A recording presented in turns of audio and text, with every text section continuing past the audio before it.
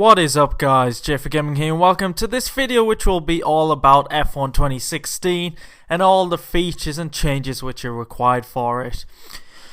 First of all, I'll talk about F1 2015. I do like the game, I'll be honest. There's a lot of things wrong with it, but I do enjoy playing the game. In terms of making videos, that's another story. There's so little. The game is just so narrow.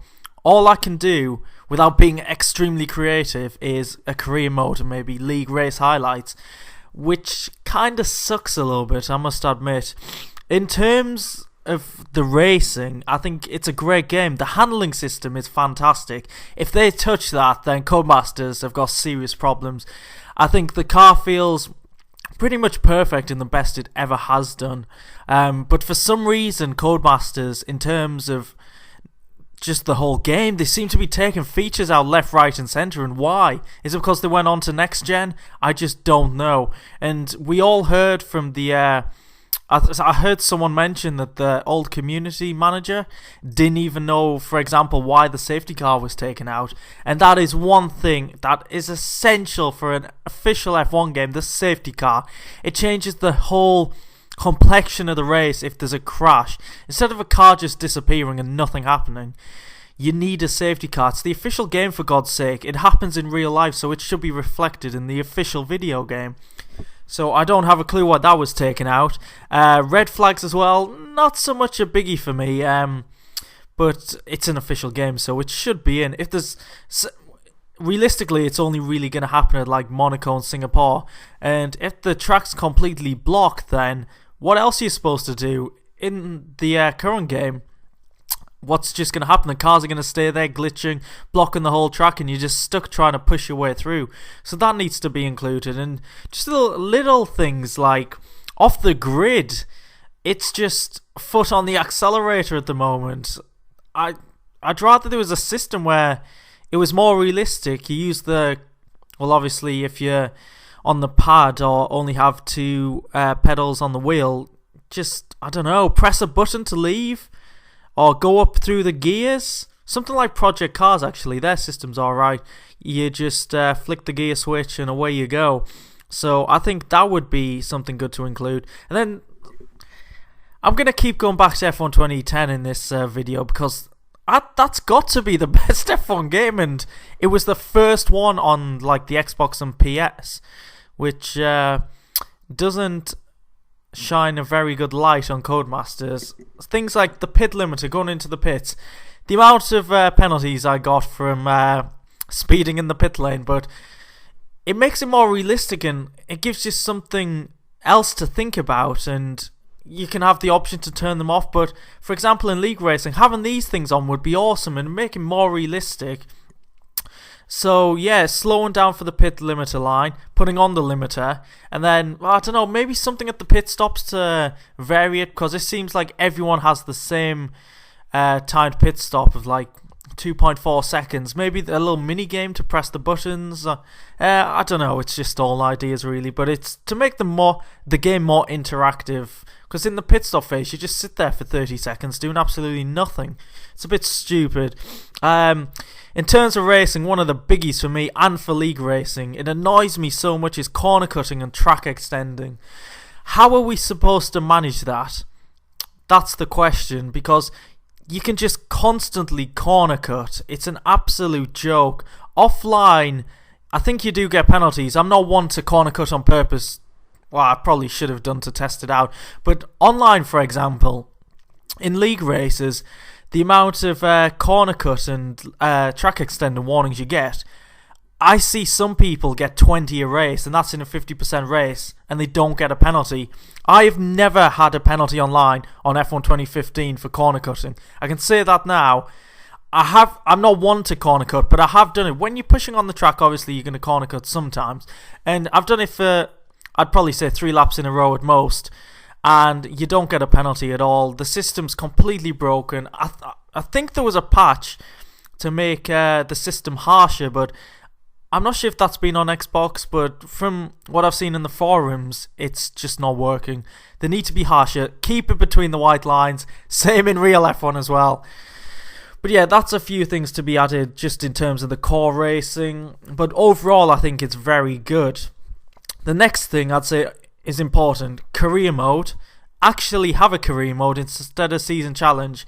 The first season on season challenge I did, I really enjoyed it. All the cutscenes and the commentary from Anthony Davidson and Crofty, yeah, it was really good.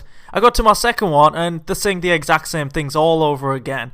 There needs to be variation in the commentary and the build up to the race. It's just the same clips over and over again. It's pretty annoying and I just skipped it from the second season. And actually being able to drive as yourself.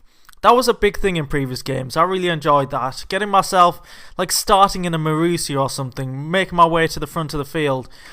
I like starting from a car from the back and then progressing to the front. Possibly giving the option to everyone, because I know not all people like to do that. But in terms of a career mode for YouTube, starting at the back, progressing your car like a Marussia to the front would be a great idea, or just progressing through the teams, becoming world champion, maybe like Vettel did from Toro Rosso to Red Bull, something like that. But that needs to be included. Like there was a tier system in the early F1 games, I think it was it 2011 and 2012, where you could start with a Marussia, have a great season, move up to the next tier, and then your car performance would improve. And I think that's a big thing, because at the moment you start in a McLaren and you're at the back all season, and it's just not fun, because you want to be doing testing and R&D to improve the car, just like in real life. You should have proper objectives in practice, not like just drive around incredibly slowly. The lap times in previous games to complete the R&D objective were just far too easy. You'd beat it by like 30 seconds. So it needs to be a bit of a challenge to actually improve the car, and then have the ability to move up the field, take a car from the back to the front. I think that's a very enjoyable thing. And in terms of YouTube series, I'd like to watch that. I'd like to create a series like that. I'd totally take Mana to World Championship stardom if I could. That would be fantastic. Other things related to career mode, like customizing your driver. Obviously, could we bring in? I don't know if it's would be part of the license, like to customize your player's face. Obviously, the overalls and things would be the teams, and there's not really too much to customize. Just the helmet and the face are like on the podium or after the race. I know the licensing's probably a big issue here, but customizing helmets, I don't see that being a big issue, because in previous games they've been just random designs. So if we edited them, obviously not including thinking about it, you could just include like letters and say put Vettel as a name on the back of your helmet. Obviously you'd have to prevent stuff like that happening, but it's just an idea. I've probably suggested it for every year since 2010. It's just it would be a good addition to kind of personalised career, but a proper career mode, and with a decent amount of seasons. Like I think FIFA's 15 seasons. I'd say in F1 7. You could choose between 3, 5 and 7, like in 2010. And obviously another big thing, I keep going back to 2010 because that career mode was fantastic. Like the interviews and things, obviously it was pretty basic in that game. So if we included it in 2016, I'd like to have them decisions actually influence things on the track and off the track, kind of like WWE 2K16. If you haven't played it, obviously you create your player and then you get, like, the interviewer asks a question, you have 4 answers, and whichever one you pick influences like the path you take in different ways. So like you're cocky, you're arrogant, you're a fan favourite. It just influences the whole thing, and that would be good, I think, in F1. Just like to build relationships with drivers. It might be a bit too much of a big idea, but yeah, it could be something included. But I think that's probably it for career mode. I'm rambling on a little bit. So online, this is the main one for me, because first of all, I like to play a bit of career mode for a few months. Then online, I'm part of an F1 league, if you haven't seen. And yeah, in terms of league racing, at least we've got to practice. You can have practice sessions. That's a good thing. Oh my god, connecting to a lobby. I have serious problems connecting to a lobby, and I don't think it's my internet. I have a very good internet performance. It's fine on other games, COD, FIFA, PES, whatever. Connecting to a lobby, I'm perfectly fine. Lag, not really much of an issue. Can be at times, but you can with any connection. But connecting to a lobby, how difficult? It's so difficult to start a league race. Just to get 16 drivers together takes so long. And what is wrong with the servers? F1, Codemasters, what is going on? You said it was supposed to improve for this game, and it's even worse. The lag online is unbelievable. Some of the things that happen, you see cars flying absolutely everywhere. It's an absolute joke. Other things like the hopper system. I'll be honest, I haven't even used the hopper system. I heard that many bad things about it that I just couldn't be bothered. In terms of sprint mode races, I'm not the biggest fan of them, but I think that's what was required for the community. Just jumping into a 3-lap race, it was simple. The hopper system, by the sounds of things, you get segregated, like separated into different categories, and I'm going to be honest, the F1 community isn't the biggest, especially compared to like FIFA and other games like that, so you don't want to be separating people, otherwise you'll have lobbies of 5 or 6 drivers. So I want to be racing with 16 people, and I'd probably actually go back to the sprint mode stuff. Like, I used to a little bit in previous games, but I'm a league racer at heart, and I can't deal with people crashing into me all the time. But to keep the longevity of online, you need a ranking system, unlockable, something like that. Like Forza, for example, you progress in levels, don't you?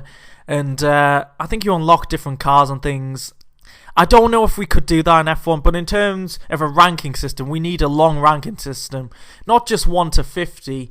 Like, I don't know, you could unlock titles and things, like a racing card which says your name, your level, and like a logo or something. It's just something that we could bring in to get people to play the game for longer, because if I went online right now, I guarantee there wouldn't be many lobbies or many drivers online, because people have stopped playing this game. You see on YouTube, not many people are producing F1 2015 videos. There's obviously the bigger YouTubers, there's a few others, but mainly they're going back to older games, and that's what I'm thinking about doing. I'm thinking about creating a series on 2010, because I love that game. I played so many hours on that game, and I wish they'd just create that game, but on the modern console. I think it'd be so much better. But yeah, in terms of unlockables, things like classic cars and classic tracks, that was brilliant on, I think it was 2013, wasn't it? That was really good. I really enjoyed that. If they could bring that in, then great, but I wouldn't rush that in for the next game. It's not a biggie. You want to get the core gameplay and things like career online working perfectly with no glitches. This F1 series has been littered with glitches. Just sort it out. Get people to test the game, not just random French journalists. I've seen the videos before 2015. Why do you get people like that to try the game? Get YouTubers or people that actually know what they're doing to test the game out. I would happily do it. And then the likes, well, the bigger YouTubers, I'm sure they'd give it a go and feed it back to the community, which would be a great thing to do. And yeah, they're probably my early ideas for the future. They just need to keep it simple. Go back to 2010, have a similar system to that, and I think it would be a fantastic game. If they touch the handling model, then they've got serious issues. Just keep it simple. Features, don't need to add things like scenario mode or just anything, time attack. Just keep time trial, quick race, career mode, and online. That would be fine.